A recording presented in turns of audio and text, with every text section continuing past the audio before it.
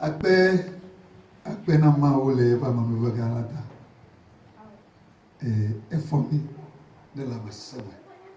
Ozwe e fomi o de la besebe.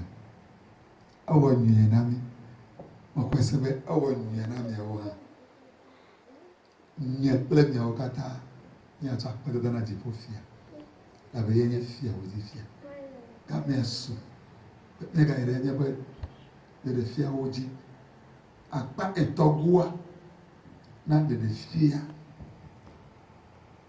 Eya ponto. Nusi o maule bolona epe dola. Kura ramea o ple mia o sofu alo mia lida o ramea pe polola o amese ke gbanye dore wola le chachi amekoa. Bedasi si ale yina miokata bena donc ça va tarder na bena wa 3000 baba mau jipo plani ba wala wa tamodo apo ndu ania si no ani to nyamle lopa gamu bado nyaboto tsoji bado apostle oji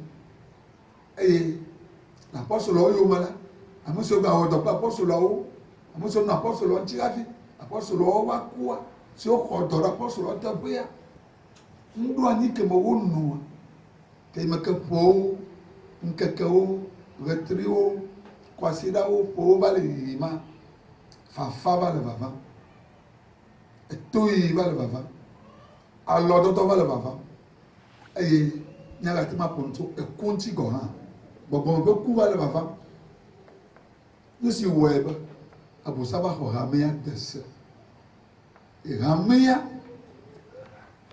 ti gbogbo wo sima ti satana pe jana sima nyati ba gbo lo la ti ba sebe hamia Kristo ba hamia le togome Kristo ba hamia la bulima Kristo ba hamia ti gbogbo wo sima ese mba omo ya na wo nusi ta ejaba senya mawa eya go madama na woni ya mauto mi de tome mi ato e pe nya vanami na kia kata ti aga nyonyova na kia kata eyata maga beto mi asibe nyaga le mi apo to na ni nyaga le mi apo susu le ejiho ti ba mani nyakata nyaba sesere lame ni ro na mi abale ke meto mi la pe ho wa no problem vita ayo yoro na de vita de kwenye nyamko abale ke mana ni nyabe to go visit mani ma to zion to ama so ko pa jigo yana ba ma ona yira ma ona do musawo bana maga hera ma godo mo nyebelele fefiem kala no popo atogbe ya ne ma godo me ne ba se de fia o ko ma de wo ma ona yira tata vale ma togbe ya na amen ma trotonku nyenkoji nyenkwani dani mkadu pe Valérie eye nplon le akpagba ple velia mebe nso benenu tome le dasa zume kopeme eye enonyini togo toso mango be kopeme eye egbia mi le togo ni banji mi subona la gwe akpaton bon mi le gbebe nkeki ame abale ke mi gbulo le akpagba ple velia mi egbia enya de defia le yechi kude akpa ke mi apeto Jehovah Zebot pomuna kude leke Kristo halia nti ekonya ona be makona ke bli bola kata kude yebe khame anti e khame ake yebe vi mi apeto Yesu Kristo dava kojua ebe mnono mekeme lia kudo enyao leke mi lele e hame amele ke hame a chigbogbo ba si ma ba leke tonya gble fifi tia mi a se de defia alléluia Jehovah Zebota eto enambena eye kenyi jipopla ni gbawola même le do bubuye be vi mi apeto Yesu Kristo be vosanti o to mi aba gbenono me to mi abe luwono me la ni gbanji même le do bubu mi apeto Yesu Kristo ba bionti o kebe wole mian amegbeto talati soganti o même le do bubu enti o esi okata webena min bana jipo le miabe nono me wa ke me milia jipo me le nami o nde kuku gba njima na nyale ke mhona de defiando ela bena de defia hoho ele fofofofo na mia me gbeto ku na menu fefe ko mi gboso apeto Yesu Kristo agbonene amedo kuna afi ova fona yo va livrer na message na mi le hige ami la ni gbanchi ken ba wa meri oto dre kuku me mu de kuku amenu fefe ke nya po so mi apeto Yesu Kristo po mu ni be mu kuna yo awo nyam kuna dre achon awo ntegai ne mi le dogbera alo ne nyere kam de daga eje to na be ma de daga ne ma no dogbera nai yele ano de nula ka ko fiam ku de heke bli buakatanti ne ma no agade de ma me ne mo ho message ne ma tova ne ma va livrer message na heke bli pour la kata gbeda si ko ko na maima tamuno na ntega ye mo ho na gbeda si ya nyame kuno muni dre buku chambe nyayo ntega be nyaye ye ma huna kuna ye be huna tona ye msena nyayo ebe egbe mega kosova ndeke ya nyeku miatua ebe gbeda semi kovana mi ndeke ya le miapeto de la Yesu Kristo bon come egbeda sia ban yenyi bubu made miapeto Yesu Kristo be vosanti to vonewa eto na mbena eyebe dowo la gedeo ameko la bliaji yo be yenyi eye mau be dowo la to miapeto Yesu Kristo jia dowo la gede me gbana jipo fi adupeo yembe nkejo nkeo elaba mo pena fule do ya me pona amo sona wadu ko sana vone do me pona ebe wa be vosa be pliwa opudi leurs hôtels sont sales nene nyagbe adina mewa leurs hôtels sont sales raison que tie maudo la gede o me gbana jipo fi adupe wa yema yebele tona mbena na ole wodwa le nyatepe me la gliachia no kata e luvo me le fa e bon le jipo fi adupe o glona na mi le nti la mele radio ochi le télé ochi be que mi be fan de pia a me 1000 tro Yesu a me 1000 tro jime a me 100 tro jime que mi copie a me 50 Yesu no kata no brumo pata le memo kata que le dit le radio ochi que le dit le télé dia no le memo me le fa jipo fi adupeo ye wo bia ye be bale ye ji le tona mbena zoma voye ole wodwana lo eye maubagbe jipo plani gbawola to ye be vi Yesu Kristo be koji ole wodwana lo zoma voye ole wodona ela be ya ye jipo plani gbawola ye be le po me le fa ye po le jipo fi adupeo zoma fo me po lu forcer lu voler no kwa lu zoma fo me kolei e do olonto le zoma fo me ken gba wa meke o yo le globe na yo degbe fana wakata zoma fo me yo le yi nenya tepe o le delufo na ye la bliajiare no kata ye jipo plani ba wala ya no ye be fi asipeji ya no afi fawo be zoma fo le mi ye be fi o wa be ko be le ngomlo le jipo fi adupe o wa be fo sabe plio podi ye agbe fulo yo le no le do amenai e ye jipo plani ba wala Jehovah Zebota ye le nupo pona ye plus pour la kata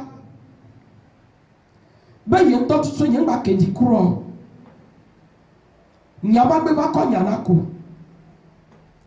e ye bele yechi ye bele tona mbena pasteur yebe dɔwɔla vovovo nyagblɔɖilawo évangélisto mawu nyakakala ƒomevi vovovowo nufialawo nukakoŋkɔ vovovo ko wogbe le yɔna wa ɖo ko le dua mea ye wòkɔ ame ɖeka ɖo nye ŋkua ye bebena ma lé ŋku ɖo nu ke da fiɔ ma ŋuti nyuie ame ɖeka sɔ vɛsi vovovovowo sɔ do awu vovovovowo sɔ do le ɖokui ŋuti ye be tɔna be ŋkpɔ awua awu vovovovowo ke le pastor wa ɖeka ŋutia nene yiwo le agblea dzi wa awuawoe nye agbenɔnɔ vovovowo ke mekɔ eye zebɔt be ŋkɔ o ke medo bubu ye be vi Yesu Kristo be abiawo ŋuti o ke medo bubu ye be vi Yesu Kristo be vɔsa ŋuti o eya ta ye be ma toe na wo bo me gbana le agbɔsɔsɔ me le dziƒo fiaɖuƒe o ye wo ye dzi ye wo le toe nam bena kebe le ye dzi ebe le toe nam bena ye be xamea mon église est une église impudique le ke msegbia français me msegbia li eya ta me sɔ dzigbɔgbɔ blɔ be ma trɔ gblẽ le français me aba le ke msegbia tutu mon église est une église impudique le vegbemea impudicité a obe ahasiwo alo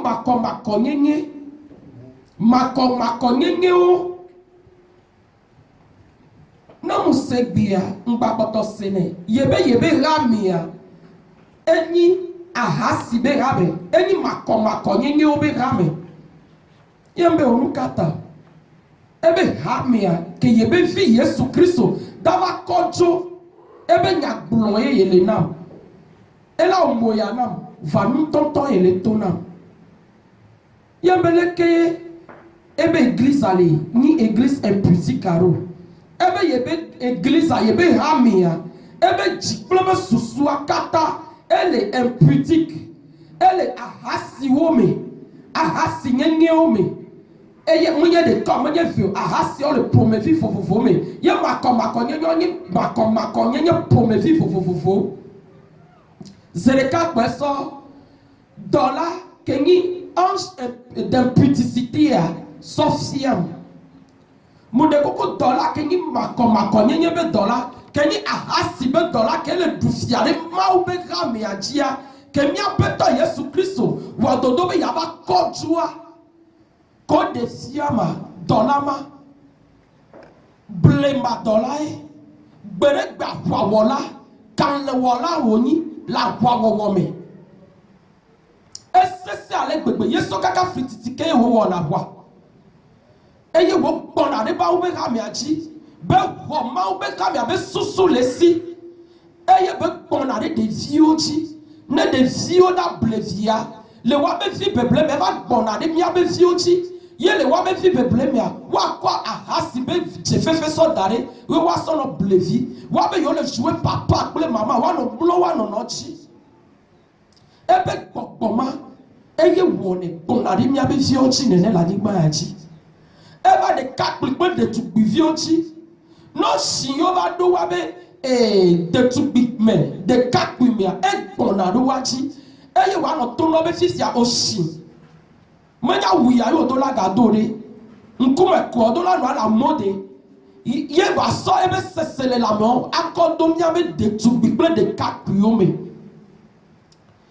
ye mawu ye dzi ye wòle toe nam bena dɔla sese ya aʋawɔla sese ya ahasi gbɔgbɔ ya ele ye be hame blibo la katã ɖo tɔgɔme ye mi le míabe luvowo le tɔgɔme le kluvi nyenye me na ahasi gbɔgbɔ ya ye be hamia le tɔgɔme ye wòle ahasi wɔm ye be le chaîne me na ahasi be gbɔgbɔ ya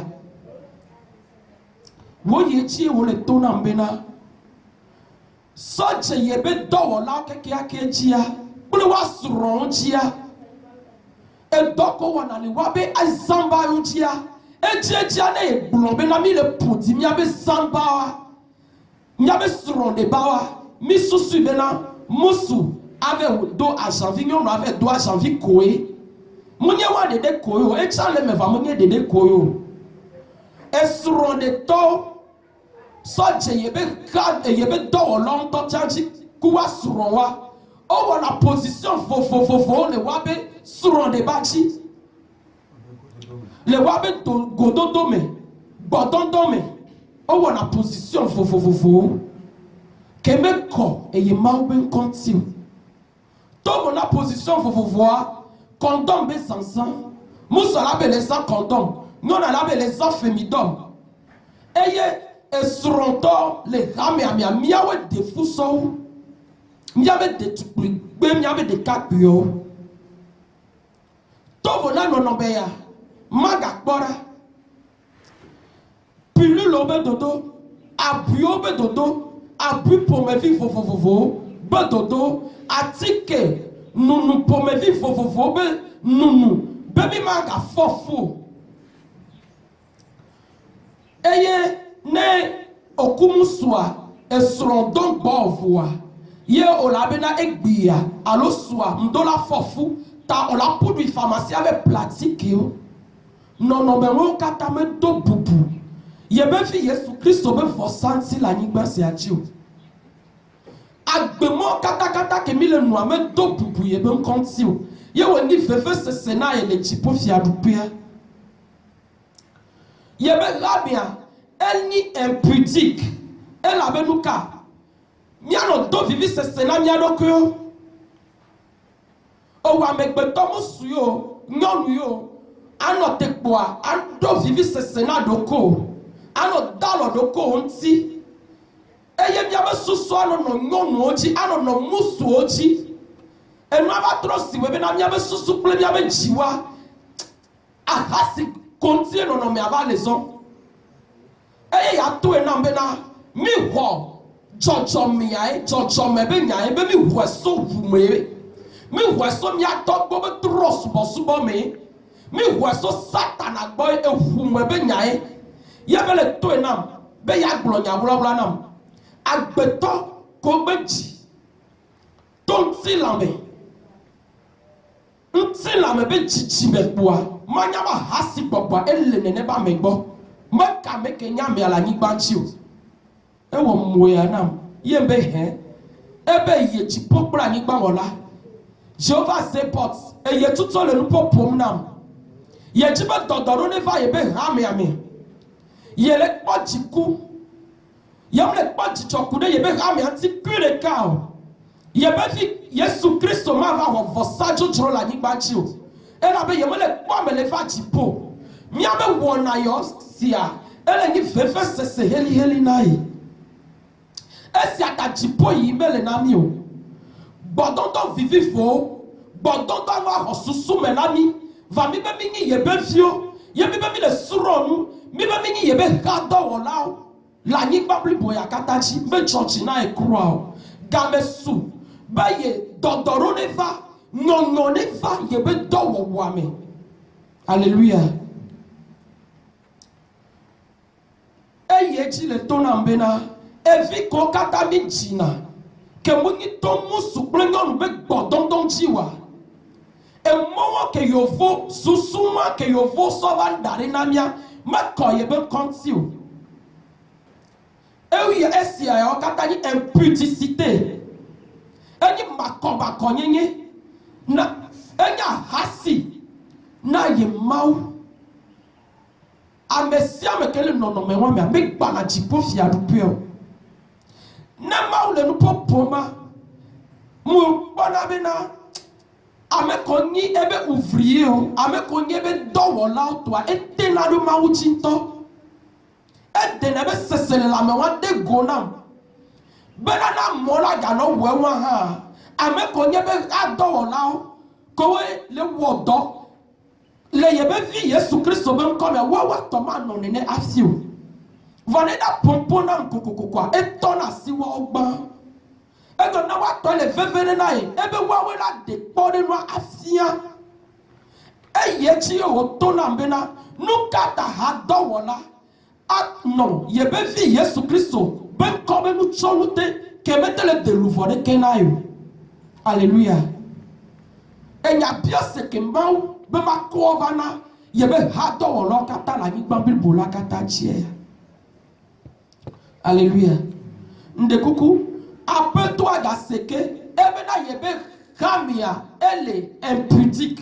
Eni ahasito, eni makomakoto, tamu ndekuku, eyechi, yewo le tona mbena, kontom komi zana, pilulo kemi nuna, fudede, tegbedo fudede chi, yewo tona mbena, ame wula oye mini, va mi fond, yemi le yo yebevi Yesu Christ obenko, mi le poids de gbe, bena mi le deluvona ye, mi famille le deluvona ye, faga ke luvone kema le va jipo fia du peo, mi atole ahasi nyenyeme, mi atole mako nyenyeme, eye nuke wo moya nama, etona mbena, he ebli bola kata me amakpo, zereka komukpo pastor kata le ebli bola kata me zereka, so taji, so ganji, so idevi soji, le droit le pasteur don yeme ne beaucoup na le blanc pasteur le blanc évangéliste zereka le blanc ngaklo di la zereka pololao voilà lidao kata pololao kata ame ko bele de gbe fa po yo le yo yebe vi Yesu Christ ben kuwa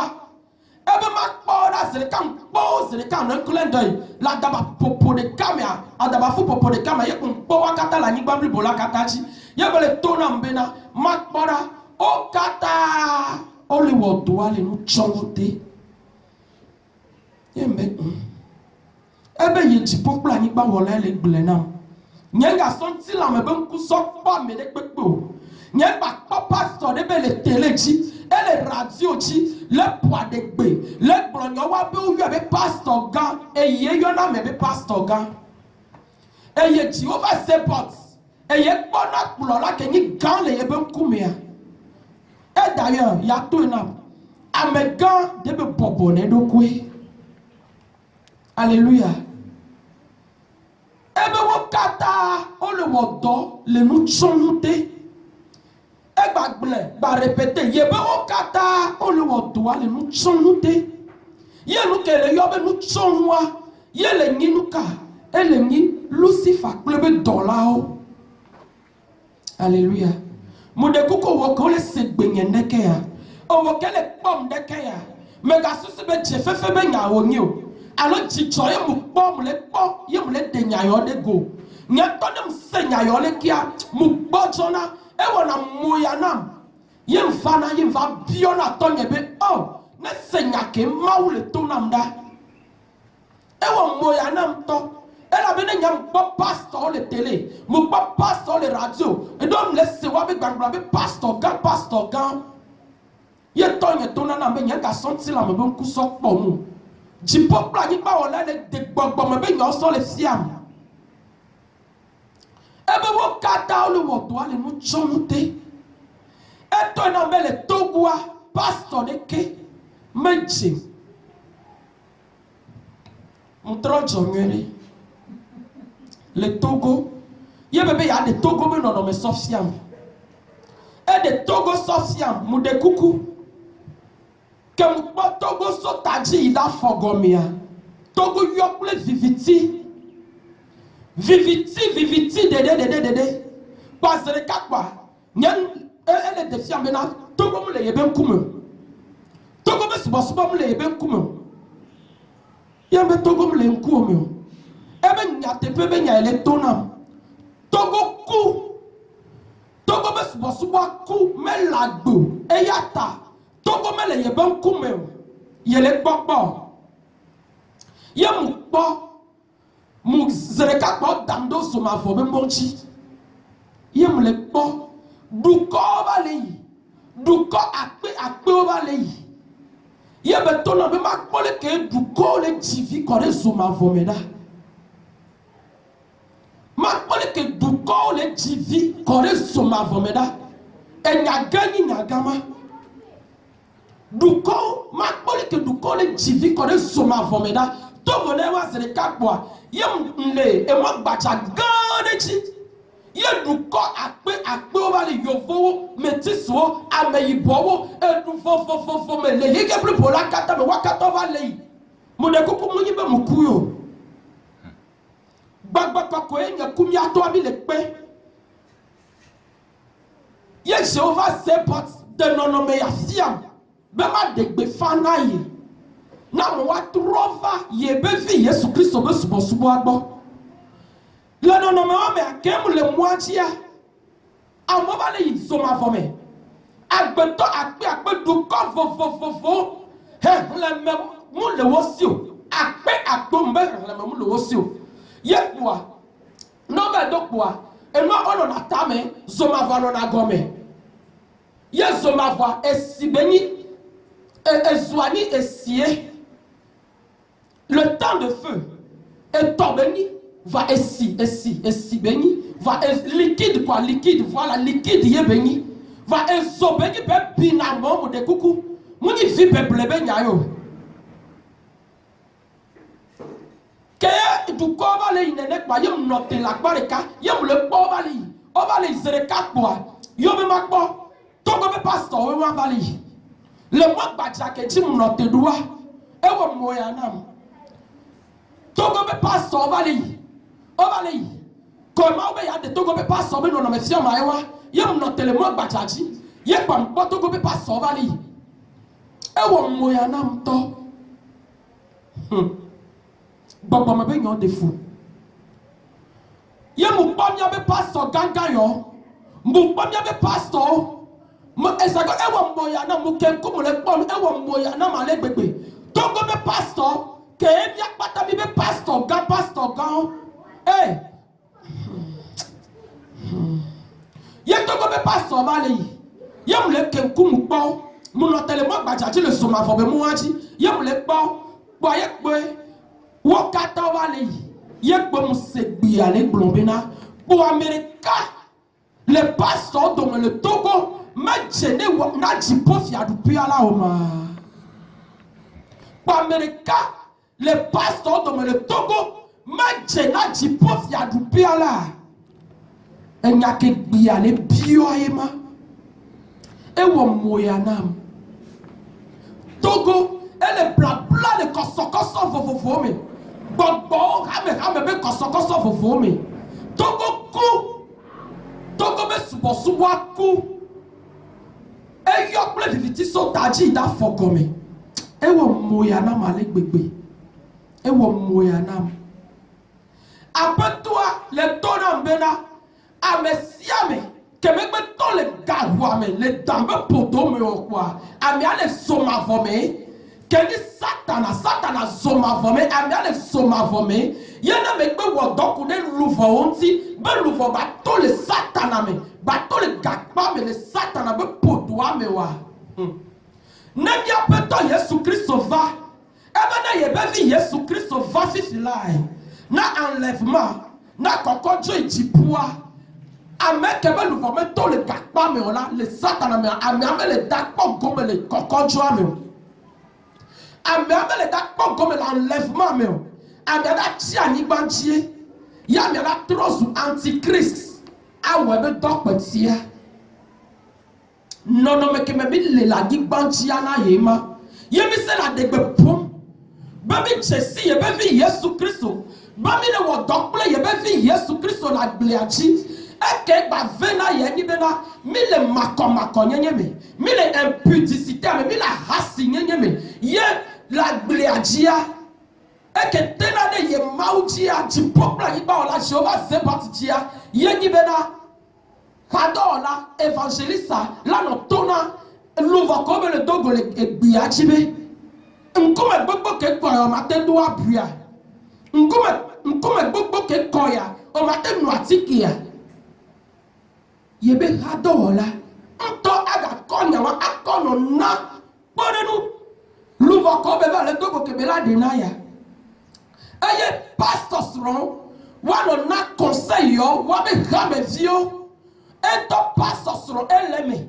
Ele doit bien le noati kale wono no mewa. Tabaka ko no mewa. Kona ebe game vio aba koko no mewa. So le na conseil louva ko le dia. Maye Jéhovah Sébot yemi le delouvoana.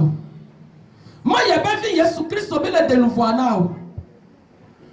ke lufo da soma fo ke mi le wo to plia e ela be ya e ye ma uti po pla ni ba ola ye me le po me le va e po le tipo fia du pe o to pa me le yo ko fo na mi adoko la ni ba chi onye ya ple ke be bishop apôtre évangéliste docteur e mi ano ponko gaga no mi adoko va me le va e po le tipo fia du pe o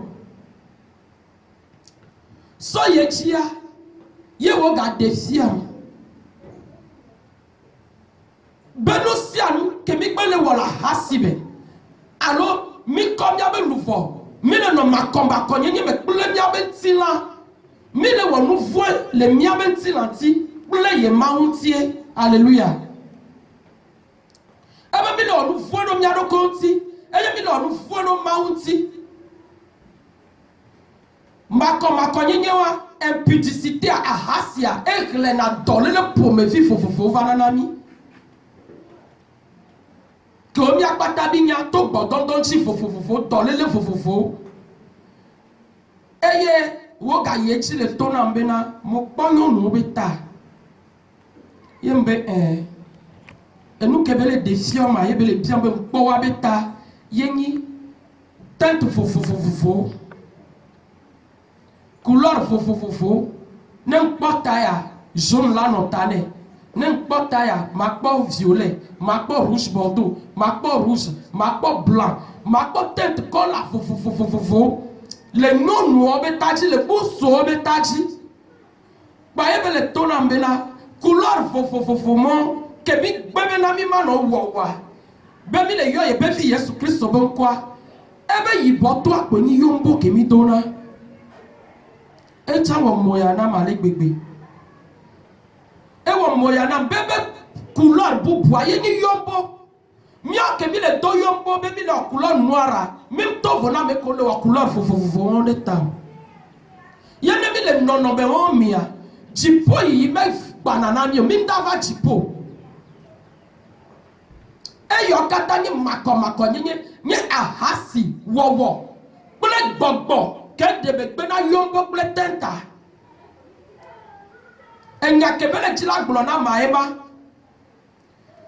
pasosro awo meko mauben kontil o pastor woto wawa mauba awo meko eye mauben kontil eye be defiant paso la nigbaji yo dana le gbegbele woto wa nono me o dana gbewo nono lo me le pastor me o apetola be lo me le yebe rado lo me o me le de kao aye futoa le wene ne ma be wa ma ne adegbe popo wa no wo me dada wa no wo me awuma ke ye kopa so wa so fia ma awu wo ke le o entia e wa wo le ni dada ahasi alapa beble gbagbo awawe ni agbenono fofofo ke paso sokla vayo be yo gbana ye gbo le tipu ye me le po jichoku de kaso paso be do ona ti o ye me le po jichoso plo la de kechi la yin gba ti o de keto me ga po adegbo de peto me ga po adegbo be na de ye jesi e be vi Yesu Kristo ye le to jicho na e be vi Yesu Kristo gbogbo to ko wa yo to le tambia et dans la troche woyome troche yome no trop lova yiwa be gahome ke yo wa to me nyo va susu be na yo bale do me kule be fi Yesu Kristo alléluia mano teresia leke kude game atia ne miatu ane wa yeji yo akpe vie akpe maune irao maune donuso mede koko kure nyona azatike afine le vevere na petola ke nyam blema etro don kweti na fifiche le impudicité abakpadia ebe owo mama evio anokpo apeno nyenye owo papa evi o la no kpo abe musu ngenge o eyo kata nye makomako ngenge nye ahasi nye ngonu nai le jipo fi adupe anai maga trouble na se owo mama evi o la no kpo no ngenge o ano kpo ama o mi owo papa evi ko diaba no kpo ama me na o me to jicho na ekure ko nono me yo kata ke mi le no la nyigba chia mebe gba na jipo ple nono me ya o eye jipo no fia ye ni ngonwa ahasi gbogbo abenko eno na jipo no to me o eni edayibo ebe ye de efia kata ye wona dokpe fia o eye nya ahasi gbogbo eye gbona re ha mi achi eye le ha mi abla tamano terefia mako gbiya kona nye to akpe osusebe ogayira ogere ogayira o kode nyonu azatike fiki beblo wonu vivia mako antivire jereka vi mtuvi anokpo no apama vi nyonu vi anokpo to apama be ahasi etiterenti nyonua evia ntua evia nyono etiterenti eye jikaka gbolobe le ahasi ba gbososo kele lamunami ta vinyonu vititi te kona novia ntuvi tomona rokuji la vele dila do so la mana do kui ebe nusio kata wolawu olide jo talame azon kode nyonu bati ke zabe imaga adivi kaba o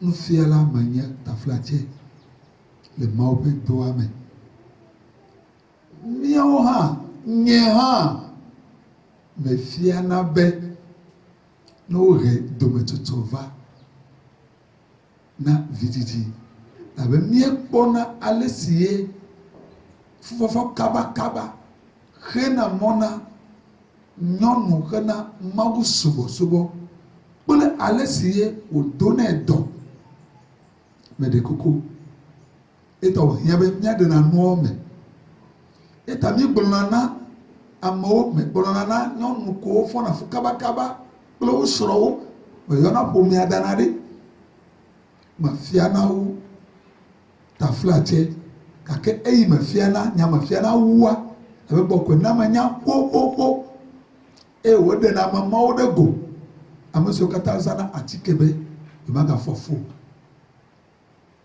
eya menya ya be joma voma jirete to gberegbeke tani matem fiana couple srotobe izatike enya toge écartement et mona no vidiji me tova akep ma fiana wo nkeke enyeya meona enyo ke emeke novia leko enyakure alebe no ma untia mono gbedunda labe mi mate tonya ya kwa vana keke ko wa pomi taflache be nimele nyiro Hallelujah. Amen. Donc mon obedona sobo que les beignet bedona sobo mea. Magabanya ye oza. Ovaza nyagori la bubu kenya ntu. Eye mauvai ve denuncia o gome. Eye woyi kaka ze srododeji. Eye medekuku hafi tuna ponyon afi nyon na pontu na wade na dekuku nyimati ye ya jio labe enye siye kenele dukwisi enye nya tanya kele dukwisi me dekuku hei me ke jipo va kono me ke va ko ko la gblɔ do ko be ke o Biblia me dzo kɔ le ke ya emiɔ mi dzo le nu bubu wɔ mo le anyigba dzi o le nya teƒe mea ne gbɔgbɔ bubu ɖe menye futɔ na Mawu kple miawo eye wòle gbɔgbɔm ɖe amegbɔtɔ ƒomea dzi o la ŋɔŋlɔ ma te na anyi vɔ eye miaganɔ nu bubu wɔm o tsɔ tsitre ŋɔŋlɔ la ŋuti o ta ne mieva ɖo fi ma le srɔ̃ ɖe ƒe akpa dzia ele nu sugbɔ sege ke eyi kɔmedzi ma gblɔ koe nye be Mawu be nenye be ye tɔ ŋutsua na nyɔnu ma ye tɔ nyɔnu ma na ŋutsu ma la ekema menye gbɔdɔdɔ eye nye srɔ̃ɖeɖe ƒe taɖodzinu o srɔ̃ɖeɖe ƒe taɖodzinu nye be yana yawɔ kpeɖeŋutɔ na ŋutsu abe aleke yewɔ ŋutsu be wònye kpeɖeŋutɔ na ye Mawu eye tɔ xexea be dzikpɔkpɔ tɔ de ŋutsu sia bena nenema ke yewɔ nyɔnu na ŋutsu be wòanye kpeɖeŋutɔ nɛ le gowo katã me azɔ gbɔdɔdɔa ele ɖe vidzidzi ta ele ɖe dzidzi ɖe xexea me ta menye be ele ɖe seselelãme ta ye o meɖe kuku nuti dziƒo le gɔme le ɖeɖem nam le to nyawela ŋutsua ɖekakpuia dzia ye ya eya ta ne ame eveawo wole yeƒe tameɖoɖo me eye wodzi vi yeyea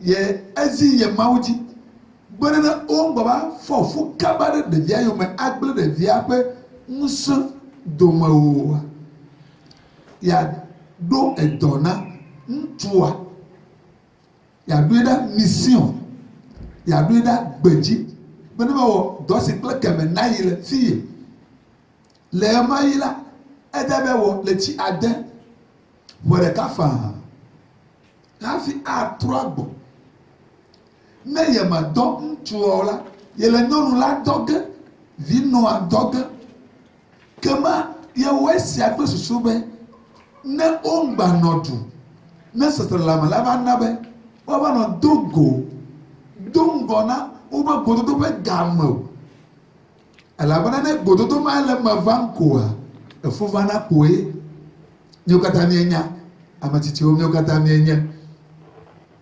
ta bena ne mígava gblẽ vi keke ŋuti yeɖo tame ɖo ke wodzi ke le alɔme na mía mígava gblẽ ebe ŋusẽ dome o la yaɖo dɔ na mí akpa bubu le gbɔgbɔ ƒe nana mea nana kpɔtɔe nye ɖokoedzi ɖuɖu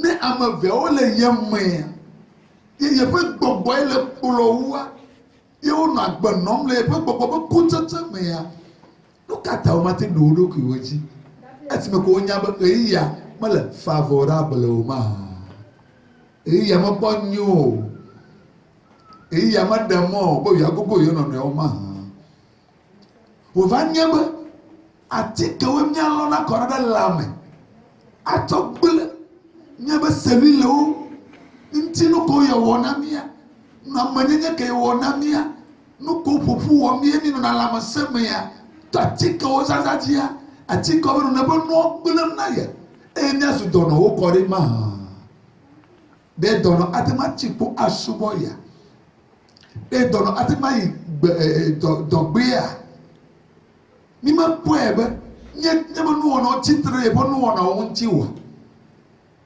mi ma kpɔe be nye le akpa ɖeka na yeƒe ɖoɖowo yeƒe nyawo ma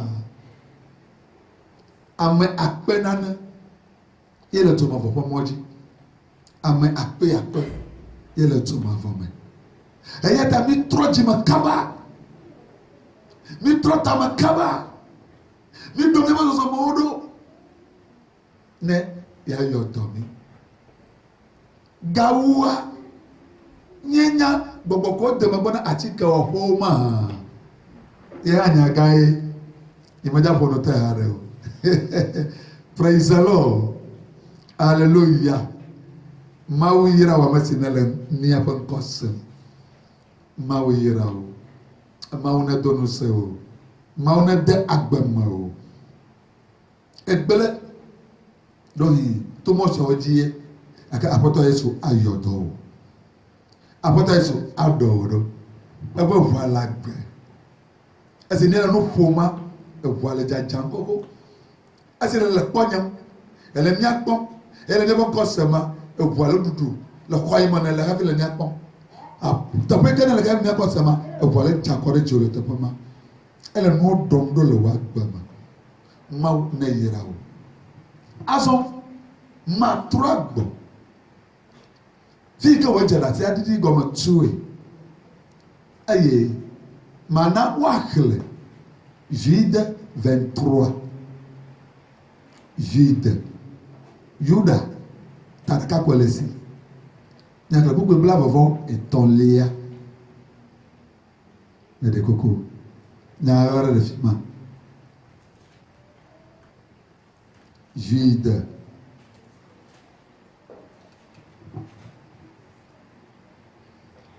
Vingt-trois.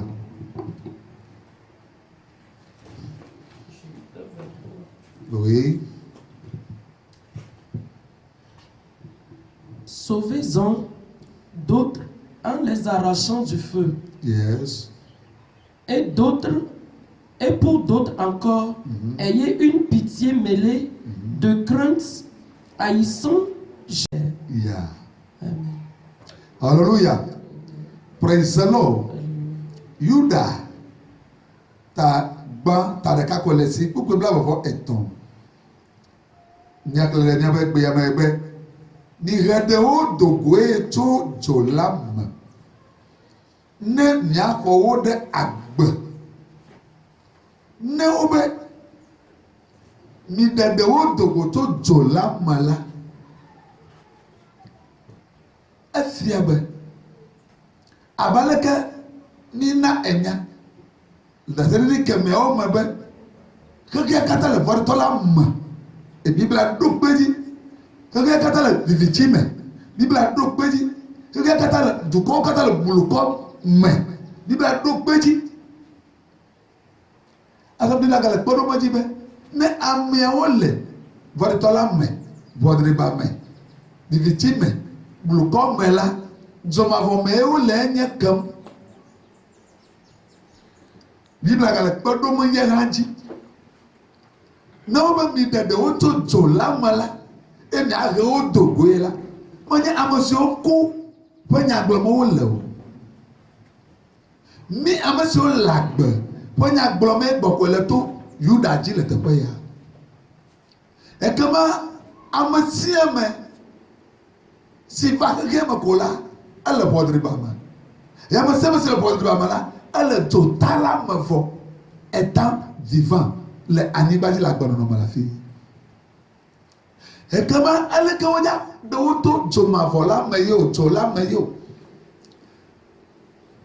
Dodo to dzo la me ta Yesu ku ɖo be wòaxɔ mi to dzoa me ta. Eye na wo yi aʋulia me. Ese be Yesu yi aʋuli me. Ese be exɔ safi le exɔ aʋulimɔ safi ya. Meke wotsɔe na o. Mia kristotɔwo wotsɔe na. Donc bena wòaɖe mi to dzota me alo míakpɔ ŋusẽ hena gododo to dzota la me ta. Woyi aʋuli me. Woyi dzomavɔa me. Woyi dzota la me. Ye wòxɔ ŋusẽ le dzomavɔ be fia. Ke nye Lucifer, Satana la si. Bena ne míawo katã xɔ ye dzi se, ye míewɔ dɔ to mía ɖokuiwo ŋuti, ye míawo ŋutɔ míedo to dzo la me vɔ, míedo to ʋɔdriba me vɔ, míedo to bulukɔa me vɔ, míedo to vivitsia kple eƒe dɔwɔnawo me vɔ la, míawo ŋutɔ míekpɔ ɖeɖe vɔ la. Abe aleke Yesu nɔ kple apostoloa, nusrɔ̃lawo, eye yi me ke be wɔ dɔ le wo ŋuti vɔ. Wòɖe wo dogo to dzoa me vɔa, wòɖe wo dogo to ʋɔdriba me vɔa, edo wo he gblɔ be mi ɖe gbeƒã dziƒofiaɖuƒe la na ameawo. Eye ne míeɖe gbeƒã dziƒofiaɖuƒe la na Israel ƒe alẽ bubuawo la, mina esiwo dze anyi wɔnkyi na kɔ ɛyɛ anyia ɛyɛ anya nuvo anyi ɛnyɛ nuvo lèpre c'est le péché praise the Lord ɛyɛ ne nyɛ dɛ anyia da le wo ŋu la wobe siwo lé dɔ la yɔ dɔwo wobe siwo ku le gbɔgbɔme la ifɔ ɖe tsitre wobe siwo le gbɔgbɔvɔ be kɔsɔkɔsɔ me la minya gbɔgbɔawo dogo le wo me fãa ye miexɔe mitɔe na fãa ekema wo ame si de va wɔ dɔ siawo la wo ŋutɔ le kpɔ gome le eme eye na kpɔ ɖeɖe tso wo me mia mamawo wole gbɔgblɔm na be mi ɖeɖewo dogo to dzo la me ne miahe wo dogoe ekema ga wɔmɔ ya na wo be miele nu ƒo na wo be xexea katã le dzota la me o xexea katã le vɔɖetɔ la me o ele be na se egɔme eye wo yi dzi gblɔ be mialé fu kaka lé fu awu si ke ŋuti la ƒoɖi nɔvi lɔlɔtɔwo le Yesu me de nye me dzi be megaƒo ŋutɔ ye hã hafi awu si ke ŋuti la ƒoɖi gbɔ edona ame bubuwo be awua edona awu do kpɔtɔa enyo mezana egbe ɖe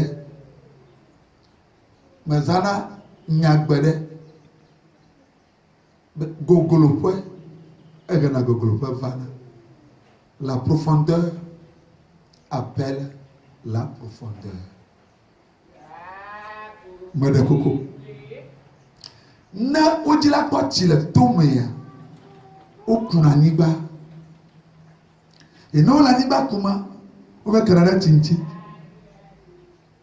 le gogoloƒe yi ke wokui se wogblɔ be tsi la menyo dɔléle le me ŋɔviwo le me ele vevem edze le me akpa menyo togbɔ wo ke ɖe tsi ŋuti hã wobe menyo wogatrɔ yina kuku dzi abe tsi dokolawo nyae be etsi hamehame ye le anyigba be tume ke ŋuti wo kena ɖo kema le ebe kuku be to yi me kea wo kena ɖe tsi bubu ŋuti eɖewo gblɔna be etu le eme wogato ɖe ŋuti eye wove kena ɖe fontaine etsi dzɔƒe gã ke nyo na sasa ke ŋdɔ me ate ma wɔ ema kpɔ dɔléle tso mo ke ate ma nyi dukɔwo ne wove ke ɖe tsi dzɔƒe ma ŋuti la dzidzɔna tsivudo kola la eye wohe ne va na gota etsi ma ke ŋuti wove ke ɖoa tsi nyui ke ŋuti wove ke ɖoa gogoloƒe si woku sɔgboa ye kpe ɖe wo ŋuti be wove ke ɖe ŋuti nuka me dzi ma gblɔ na o mawu dzidzia gogoloƒe li nɛ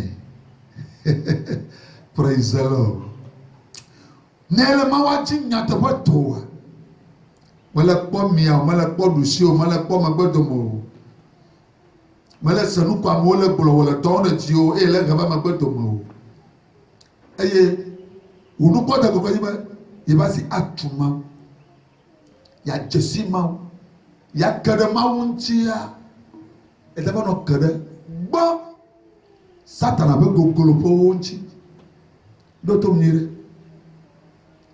ne va le keke ɖe Satana be gogoloƒewo ŋutia ava nɔ kpɔ nu ko kplɔna ame agbeɖenɔ ko kplɔna ame gena ɖe Satana mea ava nɔ keke ɖe wo ŋuti ne va le dɔwɔ to wo ŋutia ye le dodom le wo mea hafi mawu kɔkɔtɔ la ate ma va lɔ avant de epe gogolo pode gono vide ta abosama gogolo polesi agba kamino na gogolo polesi mau kamino yoyoma gogolo polesi no kata odo uba gogolo po e no kata odo uba agbo e no kata odo uba fosama gbele agbola nu senu etaoma agbola nu sia na manyama gbela o oh hallelujah ejiwa agbola nu sia agbola nu sia que molo no popo nami ale que no atolo totala mamtia e va polo to me ba wo la fisi o la wo o me nye ba chika zazawo lo bo yo da de mo ba tike yawo e mi resa ale que mi na tike e mi gara satana me e que mi na tike Yesu na provi na satana le que mi do na ni pro la wo do na e mi suna do to vi na satana o va le gara no bo no le gero tanela sele yuda ba ba le mo be ni de wo to lama e nya ro dogo eye ni lefu ka lefu awusi nti la fodia nyagai ni ba bia sebe kini ngala wo dogo wa ebe ni ja do wo fa nye gbogbo e la ko ni fi nya pola wo ni ja do nye gbogbo la ko ni nya pola nu la do ta fla che eto ay ambassade d'Amérique pour donc oui quand on va bon faire c'est donc oui alors maintenant c'est toi là où n'a pas y appeler ya ou me gabler là on va dans baba ya na baba ya yo n'a pas y appeler ya ou me gabler pour nous continuer on le ba ya do hafi asiri ma ko bo ba do appeler nele nyawo sege aja wo ya na wo nyata boye nyam to eglo na ba du don lu la moto ta flache ku keda ta wa du na lu la moto wa ni mala ga gogolo po ya abota mala kolon zama le dreba le ile bar ko mo maruna le nuru safa ko maruna le revela de nous le fait ma comme marata vi ni ma blo ma comme marata be ma fok ma bla nawo be vio a mi na ngaro to ma ya porta bala kolon yi fi ko mo na mo me pole kle gaelo ba ni wona na mo lo que ya kata la victime ni ataboto madame Bablo, madame Bato ma vite fa yo. Madame Bato no manya papa yo, madame Bato no manchinya yo. Que kata la victime. Ekema. Ni ko globe. Voici ma pele o paso o poli, voici ma pele o allo. Wo kata lo chonte. Eji ma glo no be. Va. Ni kata ni lo chonte. Le doigt wom. Asimaka ni ma po do le satana ma o ma ka mo ya na o ke nye ko mi je du no to yin to wa na egbe ya anya ma si ma ate ma nya ma si ma nye bo wa de koko o to na go so fo amo yo le polo rame e wa te po ama 10,000 le o me le rame ame wa te po ame 3,000 le rame ame ape e to le rame ame pele bubu awo voa jana sro wo ni Lucifer lo wo gbo eni mi kere wonti ya o meno na manya mnawo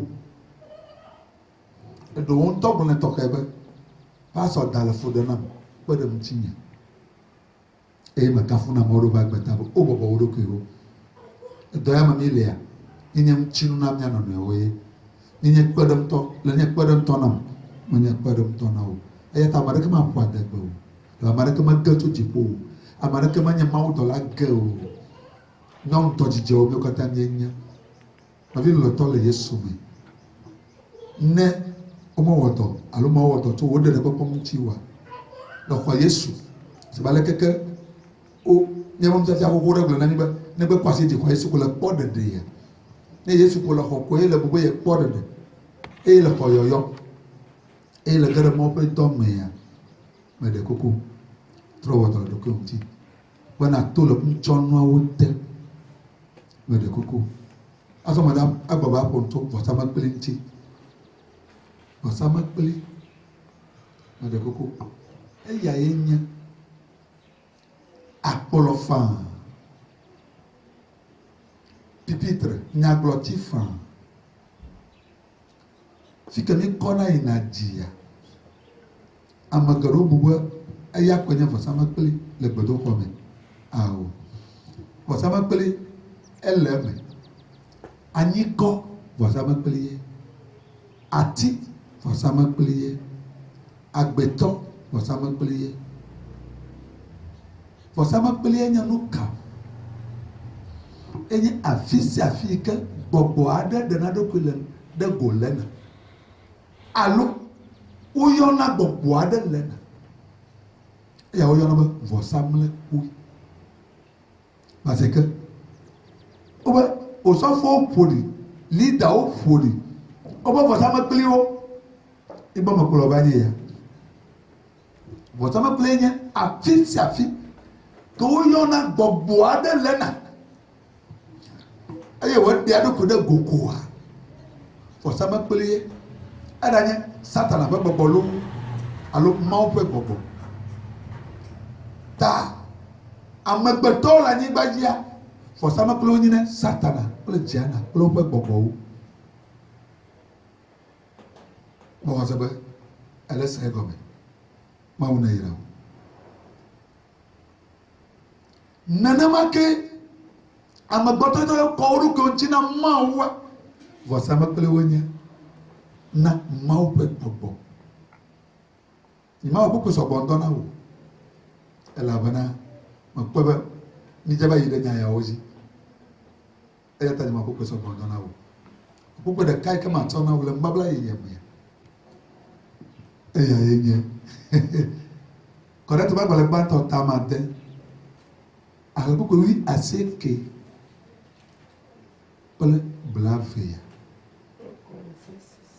1 Corinthiens 6, 19 à 20. 1 Corinthiens 6, verset 19 à 20. Yes.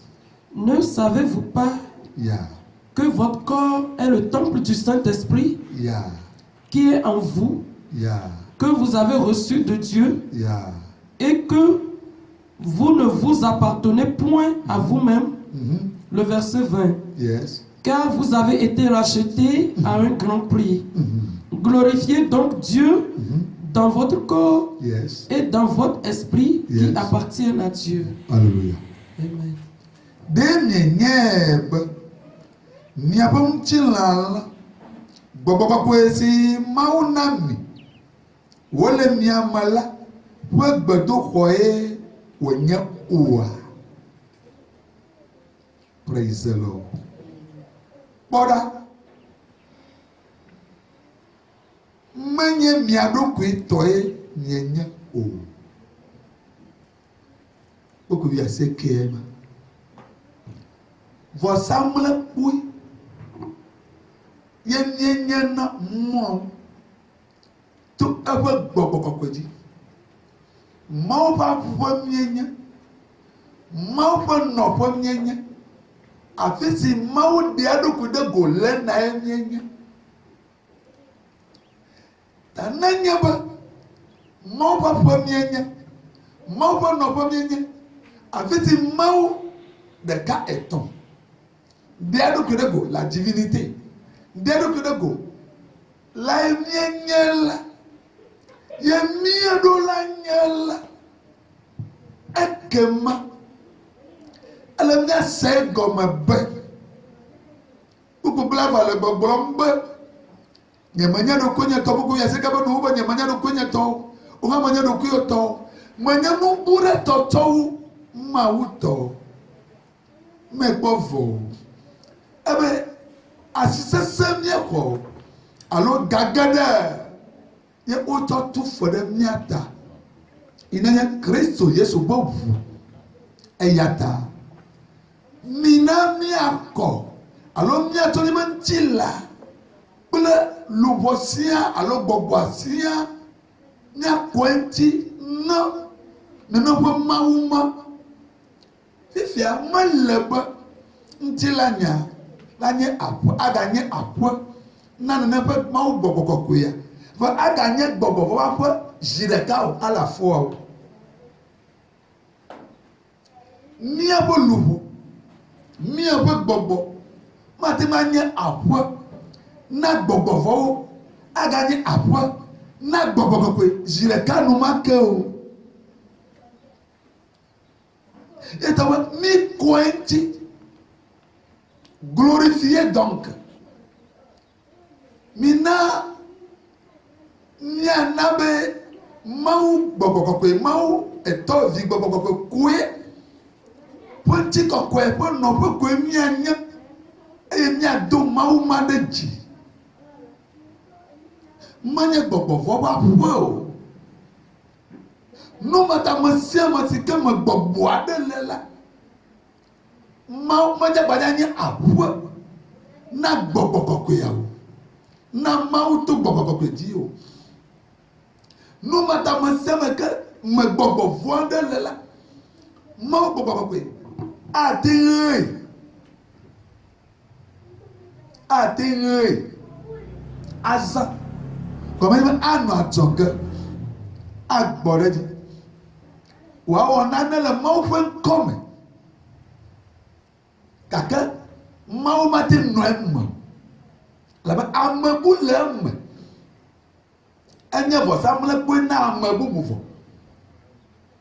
anya gbogbo anya sata pato ta mau gbogbo mati ba noem mi amagero ba zaza mau na mi zanaye enu na toka gbona re miadie enu na toka wona dore miadie e gawu ebe vovoli ye sanami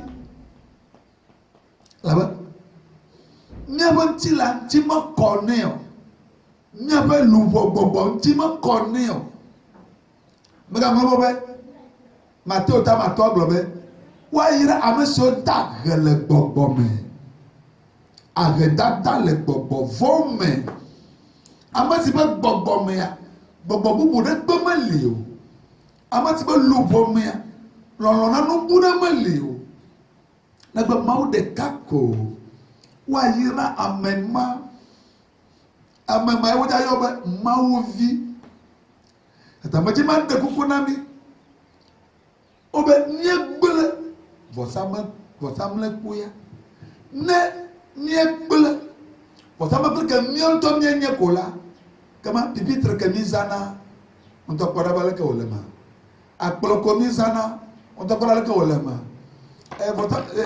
les lieux élevés vosamle ko mien kona inaji te ko mien na ko kona le gbedo kwama emi no naji kwara baleke wolere dama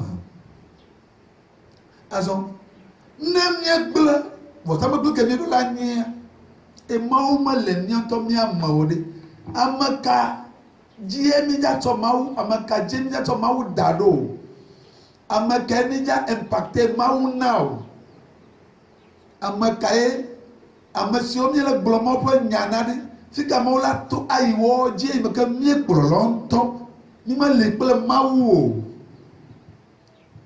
kama bobo kanija to de lubo mo mawu lo ti bi manya fotama plan na olo alo abosan si nyenya fotama plan na bada kuko wonto la doenti amakae ninja to la de lubo mo makae le do wonto miaji o bada kuko wonto la doenti amakae ni le lubo popu now bada kuko wonto la doenti aya webe mawu fonuto gbogboba nyeto lubo akpada kae nyede bada kuko nyagbe dede popo le seye gome mede kuku mede ni akpere nyano mi onti nyagbe dede popo mede kuku eseye gome Kama o jade Israël viwa ekpolo dogoto klovi nyenya malejibite ko ede kana nyigbaji ekpolo dogoto haha kama ole ya kama o jade Mose ya ade dogoto abonu nyono manya atokota ko bana dera ade dari kama no aba made koko na nyebe blemo nya me ospe mi pa nyawo ebi ba makola ko Yesu ya wo kwase je wo popo ime do gbara pele wo yenye de ko mi gboro na ba mi de lobo a na mi apoto ma vo elonu fuwa amoko ma gbogbo apana no le ya mi po no fuwa iyo mi emi gboro na ba mi de lobo a enyo mi de lobo le de lobo ni magbo na makao na dokwewa na wo churchia na adewa na Lucifer pejana na Kristo Yesua makala de lobo na elbe nya de moto de siade nya dembele no sia wonchi nya le lobo wodam hafi ya momole po amomole jipo wa to gbe amokpo na de wo abura de pokwa ha obunelo de pokwa manya mu eternelo obune et à quoi nous allons nous vont baisser maja sila maga noma ahanyawo ehela be wa bosi mawu sodara manya dokui lolo sila manya afe tode dana na vile atole Yesu me nele pare de fo ha o ga bune na ma lankuna wa gbara na mchi o na ma non to wa gbara na o na ma duduku ti la gbara na mo plege ma banu o ma nyaba ka kia ma ya bodri ba ma wole o ma nyaba e fi o probo ndu anyo kata Lucifer club jana boto wole o na poloro ko obo mi ya to la garama obo ya to la garama ya de papa wa la bui na pole to mavo to mbia wonti to mbia kakeya me ga no kakeya to no si ole malawo o ka sabe jojiro ogule ya nchila ma pon jojiro nkupo mbia o ple agbe pa degbe populo ba degbe populo Yohane ti ba gbala gbato ta bo ko wi atoko e de wi adrea o so bo opon jojiro ya wa ma ka lo ka ya la fofu apa lo ma lem ma de koko vosa ma pe o ka ta lo da ona nchomta nu si on ti wo po no tsowa wo nyabe nya kpeda nti o vire ba na tin akolo miro anyabe ni ma va le forme do tao amano poisana ni ma va nya do forme la manaka mti o mi va mi akpere mi ane onti o ha le papa re ntinya ya ma le kpere nti o kule ekema o tona ma o ha la kpere ntinya ma ekema o tona wa ta ni ja ko to nya no ne o boy ma je ba nya do forme o ma de koko ma ka ulondo to ko pa so no fia e pa ma sugo ayo katana aka o dere amado ugbo o je dore amado ugbo fi atizibo turu sama puye ya o ga dore amado ugbo amerika ya to fe ma o abe Abraham ya atino gabe ko globe do hame blane le togoa o pe ma to pla de ovo Ibrahim fia atino yi bla to bla do eye aflache ma de kuku jifobe ye ganyo va Togo to ejipo va o no sisi be egbiya nuka ma ye pole to nuka ma ye pole gadwa e dole ma ko ta flache ma de kuku to e ganology aye bobo ka te wole egbiya aye te hame bla de au kata wole nous gagnons les blonnailles. Oyamo, me de coco. Awa nous blâmer.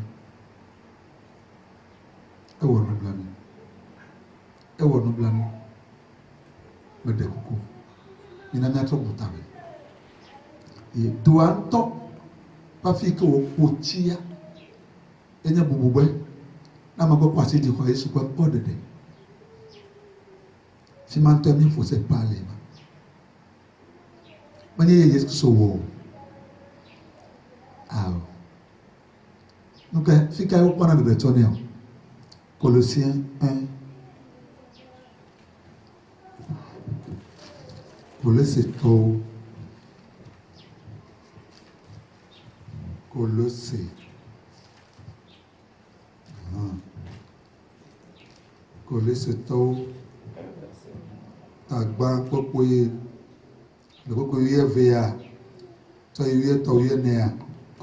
1, verset 12 à 14. Oui.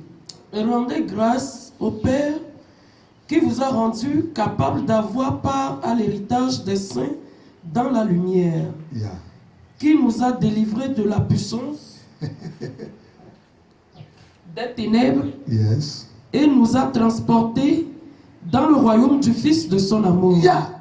Le verset 14. En qui nous avons la rédemption, la rémission des péchés. Le verset 15. Bon. Voilà. Mito djidjota kwena fofola resiei elabe eya ye web miedze be mi kple amesiwo mu wo kola ni ani domele kekeli me ma wo mi to viviti be jidudu te eye wòtɔ mi ɖo via lɔlɔ ƒe fiaɖuƒe me transporté mawo ɖe mi tso viviti be fiaɖuƒe me mawo ɖe mi tso abɔnsam ƒe fiaɖuƒe me eye wòtrɔ mi tsɔ yi ɖe evi la ƒe fiaɖuƒe me. Ne ameawo kɔ asi yi dzi be yewoxɔ Yesu ye mime fiawo wodona tɔ abɔsam fiaɖuƒe me o alabe wole abɔsam fiaɖuƒe me ke va xɔ Yesua fiaɖuƒe ke me wole hafi va xɔ Yesua ema míawo le eme ɖe ge na wo eta míenye tsitsa na wo ɖo eta míenye lidawo ɖo eta míenye nunɔlawo ɖo.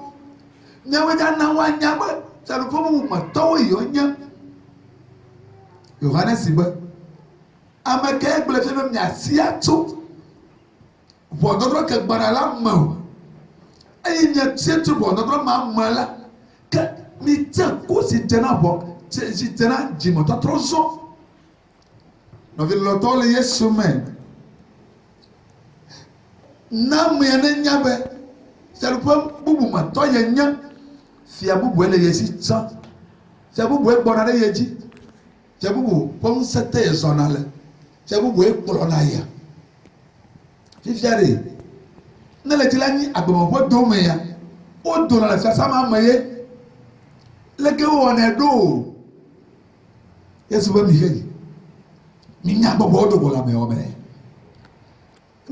mi ma amewo kple fiaɖuƒe xoxo ma dome amewo kple fiaɖuƒe baɖabaɖa ma kple nusrɔ̃ ƒe fiaɖuƒe ya mi mawo dome mi de amewo do go le fiasã ma me ne woate ŋu ge ɖe vinye lɔlɔa be fiasã me si nye kekeli be ƒome dodo la me ne ameawo me wɔ dɔdasi womewɔ dɔdasi sia o womewɔ numetoto sia o la wole tsɔtsixɔa me legba ye adzetɔwo mie ƒoƒu me ɖe koko mamisiwo mie ƒoƒu me ɖe koko fiafiwo mie ƒoƒu adzoglasuwoe empidikewo mie ƒoƒu ahasitɔwo nye ƒoƒu meɖe koko kema nye ɖewo luʋɔ na mía ɖokuiye nye ɖewo luʋɔ na míaƒe tsɔtsie menye na corps du Christ o menye na église de Christ o menye na Christ ƒe hamea o ame ko dzaba kɔdzo menye nye ɖe luʋɔawo na míaƒe tsɔtsi etatɔ tso gbe ya eko taflatse medo taflatse dumavɔ yi lɔrɔ de ye ƒoƒu ɖe me Yesu be yemele ame aɖeke kpɔm o eta wòzi mía dzi míatsɔ message yawo nyanyawo ava nye ɖe kuku ye menye míawo la ɖe gbeƒã tso nyanyawo ŋuti o mekawoe míenye o ni amamaɖinuwo ni enyeviwo mekawo míenye o ake nye ezu dzizizi na mí gbe míagblɔe ebe ne míegbe gbɔgblɔ la mí le kpɔ futu eme ete mí tsɔ nyawo va mí le yɔyɔm na xexea katã be ne trɔ bu tame tso eƒe dzimetɔtrɔ ŋuti ne trɔ bu tame tso ebe kristotɔ nyenye ŋuti tso ta kɔ ɖe afɔ gɔme bena ne míado tso dzomavɔ me abe dzomavɔ le nu ɖum akpa dzomavɔ le mi xexea katã eye dzi le dzɔ Satana le gbegbe be ame sia ame nye yetɔ ame sia ame nye yetɔ medzi atɔte ɖe afi sia agblɔ na wo be lɔlɔ si Mawu ɖo na wo ye ta wòdɔ via ɖo ɖa wòva ku nye me kplo wò ta lɔlɔ ma ko kpɔtɔ le ŋusẽ ma le gbegbe le Mawu si me le Mawu me ena ɔgale míawo hã dɔm ɖo ɖa ame ɖeke wòdɔ Paul ɖo ɖa egblɔ na wòtsɔ ke va yia egadɔ míawo hã ɖo ɖa ne ɖe kuku ne conseil ɖe li emawo tsɔ to dzo be la tsɔ na mía míele ʋuʋu ne míaxɔe nye ɖe kuku ne kpekpeɖeŋu ɖe li ne be atsɔ na mía míele ʋuʋu míaxɔe nu yi le veve ɖe na mí nye be kpe ɖe mía ŋuti ne mɔ ƒe tameɖoɖo nɔ ava me megazu Eva o akpe ɖe abosa ŋuti agble Adam dome o Mawu ɖo tame ɖe Adam ŋuti míawo katã míenya vɔ Eva ye va dɔ Satana dzi idze Satana to gble Adam dome megadi Eva o me Satana ato dzi o agble mía dome o praise the Lord hallelujah wɔɖi míaƒe tɔ Kristo bena Mawu fofo ne to dzi o ana míayi ŋgɔgbe ne Mawu ƒe dɔ ne wòayi ŋgɔgbe Mawu ame si na mí ɣeyiɣi ya ne gbɔ ɖe dziwò ne kpe ɖe dziwò ne ve nu wò ne xɔ na wò esia yi ke nàyɔ eƒe ŋkua ne ɖe ɖokui ɖe go na wò Mawu ne yi ɖe wò míyawoe nu nye nɔmbawo me na enya woyɔm be nye ŋkɔe nye Vida ɖevida ɖe koe eye nye nɔmbawo nye naneke o eve enyi asieke naneke o etɔ̃ ade eve enyi eve atɔ̃ oyɔnɔ le gbeyidome le ame ma naneke o eve enyi asieke naneke o etɔ̃ kple ade eve enyi eve kple atɔ̃ eye move be nɔmba naneke o eve enyi asieke adre atɔ̃, adre kple ame atɔ̃, ewo kple 12, ewo kple 12. Mawu neyra vinye. Miatɔ̃ français me koe fatile vegbea nyana do nanam tutu le ko ta we nam nenia 90 14 73 40 etɔ nyala gblẽ le vegbe mo la si. Naneko eve enyi. Asieke kple naneko 8 bladre vɔ etɔ̃ kple blane. Oyira o. Mawu ne do nu se o. Akpana fofo le do bali nyota. Awo kana mi eyi ya. Nye subo. Nye yira o. Nye do reji. Nye to bubu na o. Nye to anti kokwe na o. Nye to do reji na o. Owele doji. Owele doji. Owele doji. Owele doji. Koroko unti na amesia me. Si akpono na matata sia. E wa senya sia o. Bana to turo wa kare ba baba. Kana mo fufa kon ko bakakafu. Bubu na o. Yesu kon ko mi do berele. Amen. Amen.